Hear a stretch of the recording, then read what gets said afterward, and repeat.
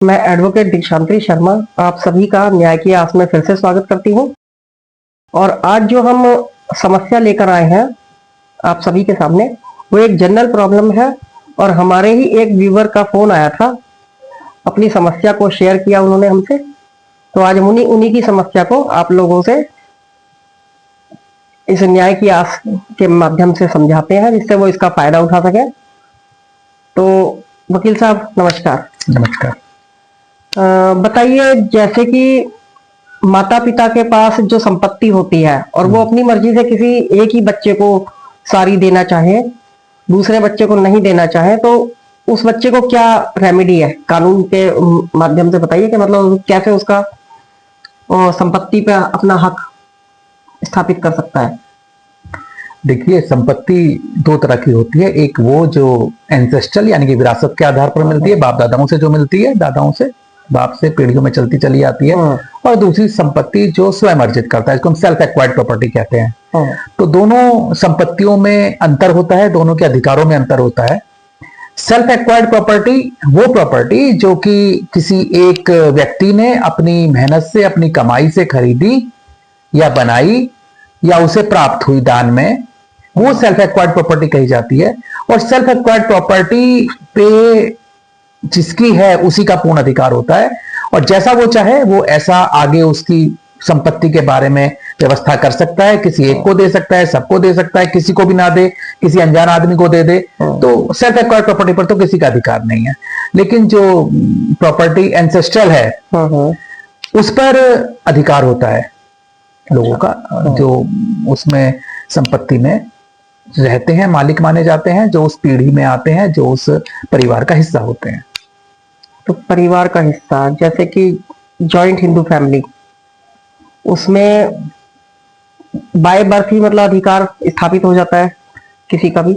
हाँ, देखो, जो लैंड लॉज होते हैं वो हर एक स्टेट के अलग अलग होते हैं। लेकिन हिंदू सक्सेशन एक्ट जो है वो सेंट्रल एक्ट है और पूरे हिंदुस्तान में लागू होता है। हिंदू सक्सेशन एक्ट, मुस्लिम का अलग लॉ है, हिंदू का अलग लॉ है। जैसे कि आजकल यूसीसी की बहुत बात चलती है कि हिंदू अपने लॉ से गवर्न हो रहा है, मुस्लिम अपने लॉ से गवर्न हो रहा है प्रॉपर्टीज के मामले में, संपत्तियों के मामले में, संपत्ति की विरासत के मामले में। तो उसको दूर करने के लिए यूनिफॉर्म सिविल कोड की बात होती है। लेकिन जब तक नहीं होता तो हिंदू लॉ में हिंदू सक्सेशन एक्ट आता है। अब अगर हम बात करें हिंदू की कि क्या ये ज्वाइंट, आपने जैसे बताया, आपने जिक्र किया ज्वाइंट, हिंदू ज्वाइंट फैमिली का। देखो, हिंदू ज्वाइंट फैमिली के लिए एक जो अवधारणा है उसमें एक मेल एंसेस्टर का होना जरूरी है। मेल एंसेस्टर अगर होगा, कॉमन मेल एंसेस्टर होगा, उसका होना जरूरी है। और उसमें बच्चे आते हैं, यानी कि पुत्र आते हैं, पौत्र आते हैं, पौत्रों के बच्चे आते हैं, पत्नी आती हैं, विधवाएं आती हैं, और ये सब लोग, और जो अविवाहित पुत्रियां हैं वो आती हैं ज्वाइंट, हिंदू ज्वाइंट फैमिली में। क्या मैरिड वुमेन को, मैरिड डॉटर को नहीं है इसमें अधिकार? नहीं, अधिकार की बात नहीं, आपने अपनी ज्वाइंट हिंदू फैमिली की बात की। तो ज्वाइंट हिंदू फैमिली में अभी मैरिड जो डॉटर्स हैं वो नहीं आती हैं। मैंने बताया कि ज्वाइंट हिंदू फैमिली में ये लोग आते हैं। और मैरिड कौन सी औरतें आती हैं? दो तरह की वर्गीकरण हुआ मैरिड वुमेन का ज्वाइंट हिंदू फैमिली में। एक तो वो जो डेजर्टेड है, यानी कि जिनके पति ने छोड़ दिया है, जिनके पास कोई अपने रहने का ठिकाना नहीं है। और दूसरी जो डिवोर्सी हैं, जिनको तलाकशुदा औरतें हैं, ये दो मैरिड वुमेन भी ज्वाइंट हिंदू फैमिली में आती है। लेकिन कब आती हैं? जब वो परमानेंटली, स्थायी रूप से अपने पिता के घर में, अपने पिता के साथ, पिता के घर में या पिता के परिवार में परमानेंटली रहना शुरू कर देती हैं। इस वजह से कि पति ने छोड़ दिया, कोई साधन नहीं है, इस वजह से कि डिवोर्सी है, कोई साधन नहीं है, वो फिर ज्वाइंट हिंदू फैमिली में शामिल होंगी। अच्छा, संपत्ति में क्या अधिकार होता है उनका? संपत्ति में ये बड़ा अच्छा सवाल है, प्रॉपर्टी राइट।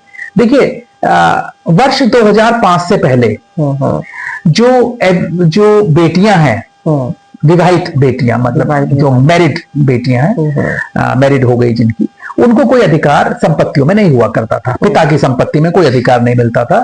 लेकिन 2005 में एक संशोधन लाया गया और हिंदू सक्सेशन एक्ट में और उस संशोधन के बाद अब जो बेटी हैं, वेदर चाहे वो मैरिड हो, अनमैरिड हो, विधवा हो, कुछ भी हो, उन सभी को अपने पिता की संपत्ति में वही अधिकार प्राप्त है जो एक बेटे को अधिकार प्राप्त होता है। अच्छा, अगर कोई पिता अपनी पूरी संपत्ति को या एंसेस्ट्रल प्रॉपर्टी को सेल करना चाहे और किसी एक बच्चे को उस प्रॉपर्टी का पैसा दे दे, तो उसमें दूसरा बेटा क्या बचाव कर सकता है? देखो, ये थोड़ा सा आपको एक टेक्निकल चीज इसमें थोड़ी मैं बताना चाहूंगा। होता है क्या कि ज्वाइंट हिंदू फैमिली एक हुई और एक होता है कोपार्शनर। वो एक लीगल टर्म है कोपार्शनर, ज्यादा दर्शकों को इस पे जानने की जरूरत नहीं है। कोपार्शनर का मतलब ये होता है कि जो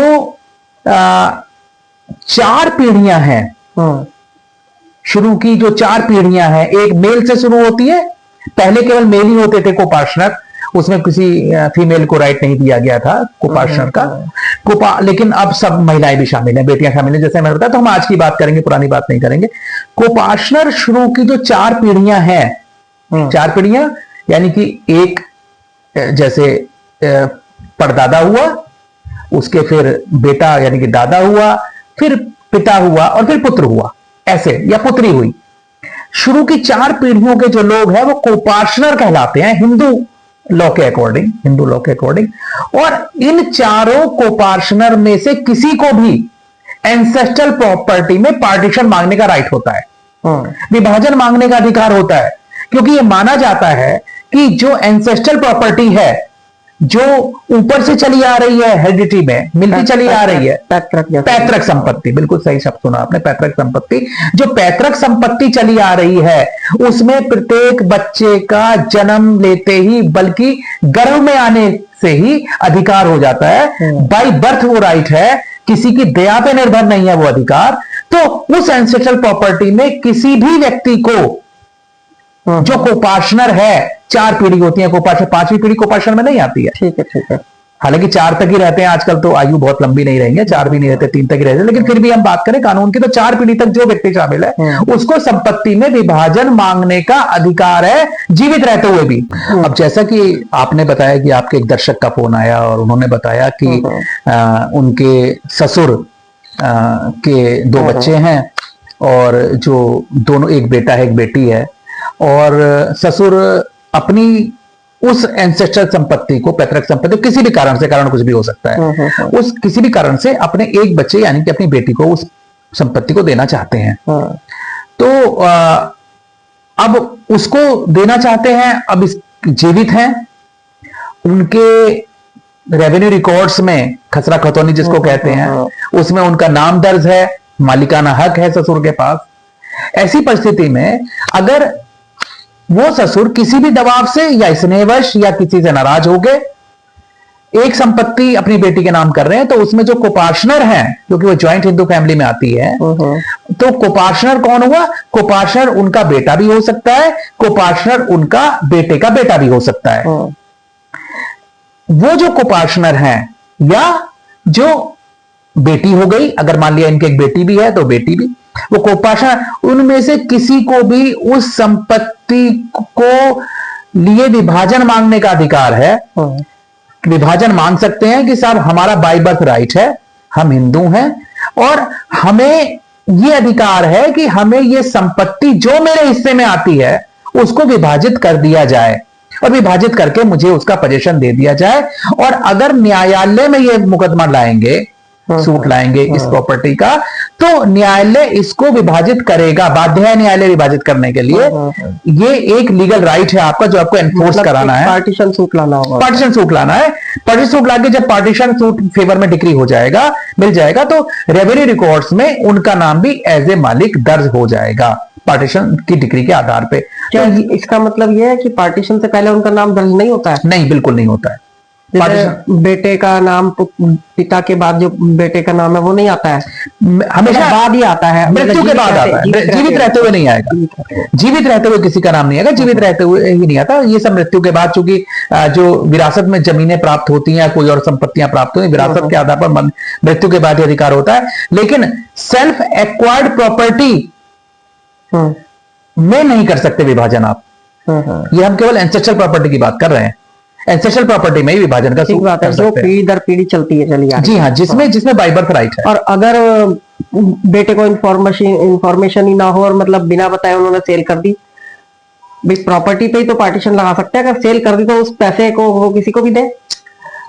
नहीं, यहां पर भी एक बात आपकी ठीक है कि किसी को पता नहीं लगा और फादर ने प्रॉपर्टी जो एंसेस्ट्रल उनके बाप दादाओं से मिली उसको उन्होंने सेल कर दिया। जिस बात का उन्हें डर है उन्होंने इसी मुद्दे को लेकर में हाँ, किया था। देखो सबसे अच्छा तो यह है कि सेल होने से पहले उसकी जानकारी हो जाए, पार्टीशन सूट ले आए, उसमें कोर्ट में एक एप्लीकेशन मूव करें पार्टीशन सूट के साथ कि during the pendency of this suit ये प्रॉपर्टी कहीं सेल ना कर पाए तो कोर्ट उसको इंजंक्शन दे देगी, इंजंक्शन ग्रांट कर देगी, प्रॉपर्टी सेल नहीं होगी। लेकिन अगर सेल हो गई है तो फिर उस सेल डीड को चैलेंज किया जाएगा। सेल डीड को प्रॉपर कोर्ट में आप चैलेंज कीजिए और बताइए कि इनका अधिकार ही नहीं था इस संपत्ति पर, इनका अपने हिस्से तक अधिकार था, अपने हिस्से से ज्यादा इन्होंने जो सेल किया वो गलत किया है, उसको चैलेंज करें और सेल डीड को चैलेंज करें।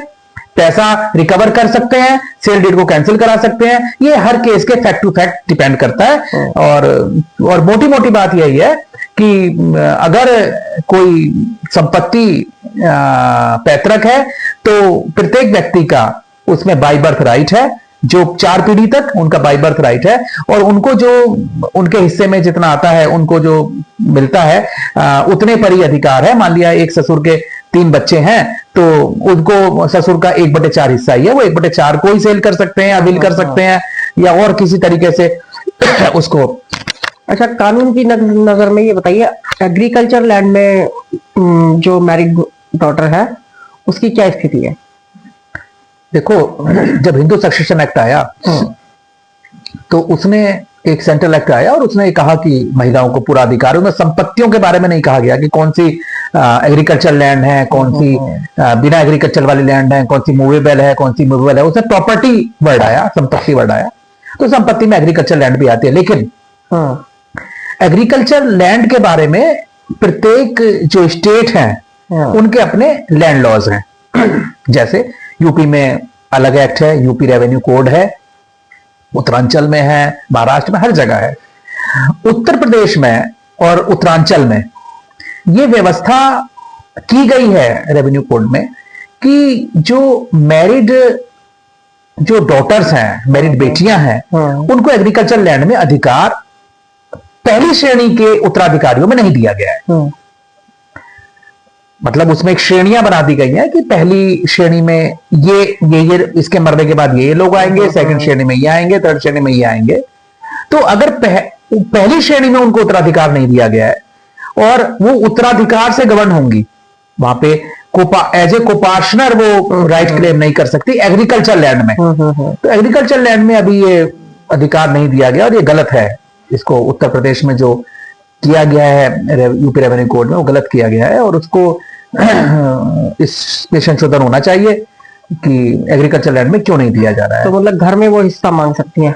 हाँ, लैंड को छोड़ के सब में आएगा। अच्छा, तो एग्रीकल्चर लैंड को छोड़ के सभी में उनका एज ए कोपार्शनर वो उसको अपना राइट मांग सकती है पार्टीशन का। लेकिन एग्रीकल्चर लैंड में स्पेसिफिकली उनको कोपार्शनर की श्रेणी में नहीं रखा गया है और नहीं रखा गया है तो वो पार्टीशन नहीं मांग सकती है और उनको कोई अधिकार एग्रीकल्चर लैंड में फादर के गुजरने के बाद मैरिड डॉटर्स को नहीं मिलता है। अच्छा, जैसे कि हिंदू सक्सेशन एक्ट में जो अमेंडमेंट 2005 में आया था और उसी के बाद ये संपत्ति का अधिकार मैरिड वुमेन को आया जी, तो उससे पहले की क्या स्थिति थी?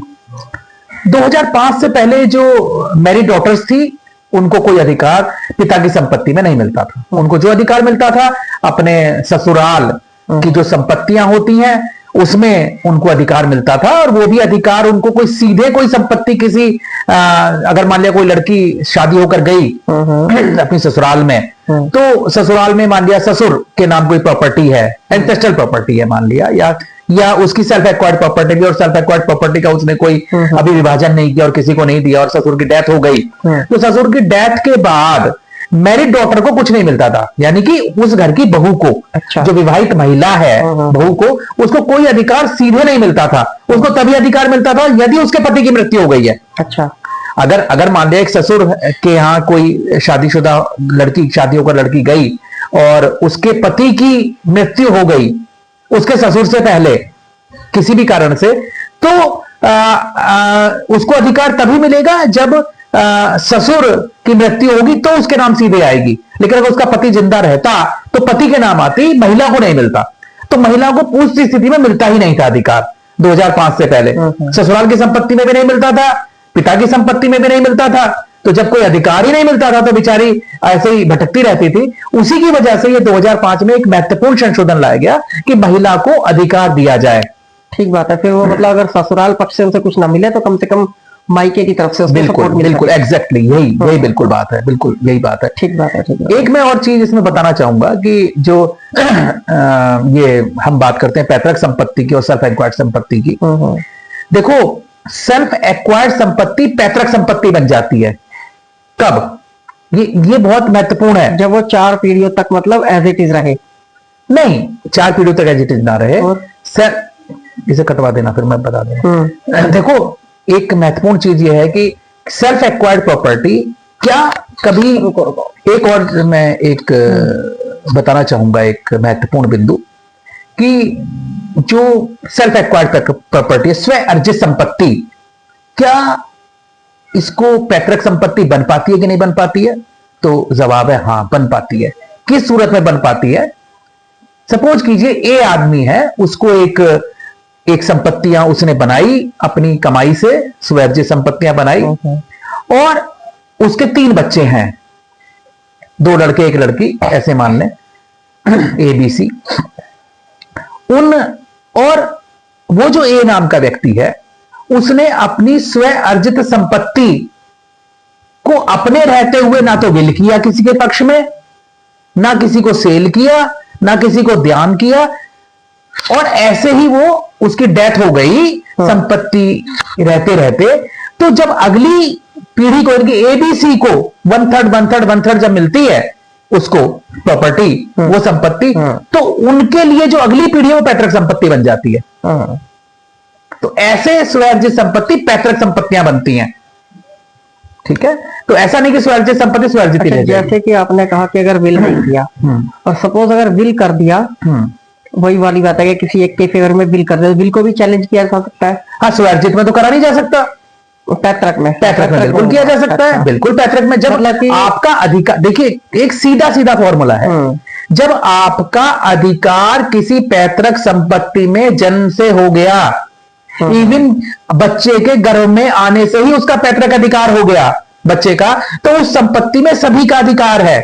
और कोई भी व्यक्ति, भले ही उसके नाम संपत्ति हो, भले ही वो करता हो, उस फैमिली का हेड ऑफ द फैमिली हो वो व्यक्ति, अगर उसके नाम भी संपत्ति है तो उसको बेचने, उसको सारी संपत्ति को सेल आउट करने का या विल करने का कोई अधिकार नहीं है। उसको सिर्फ उतना ही अधिकार है जितना उसकी संपत्ति है, वो भी तब जब पार्टीशन मांग ले। और कोई भी एक व्यक्ति, कोई भी कोपार्टनर, क्योंकि कोपार्टनर को पार्टीशन मांगने का अधिकार है, ज्वाइंट फैमिली मेंबर को पार्टीशन मांगने का राइट नहीं है। ज्वाइंट फैमिली मेंबर्स, जो हिंदू ज्वाइंट फैमिली है, उसके मेंबर्स को पार्टीशन मांगने का राइट नहीं है।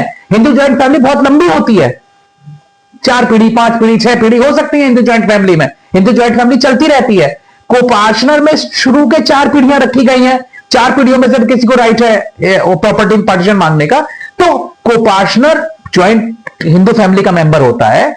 और लेकिन हर ज्वाइंट हिंदू फैमिली का मेंबर कोपार्टनर नहीं होता है। तो कोपार्टनर को पार्टीशन मांगने का अधिकार है, और पार्टीशन मांगेगा, विभाजन मांगेगा, विभाजन मांगेगा, उसके नाम आ जाएगी जमीन। समझाइए कि मतलब ज्वाइंट हिंदू फैमिली के मेंबर को नहीं है अधिकार पार्टीशन मांगने का, इसका बात समझ में नहीं आई है। नहीं, बात ऐसा है, देखिए हिंदू ज्वाइंट फैमिली में कितने लोग होते हैं? विडो भी होती हैं, अच्छा, डेजर्टेड या डिवोर्सी ऐसी महिलाएं जिनको उनके पति ने छोड़ दिया, परमानेंटली अपने फादर के यहाँ आ गई हैं, वो होती हैं।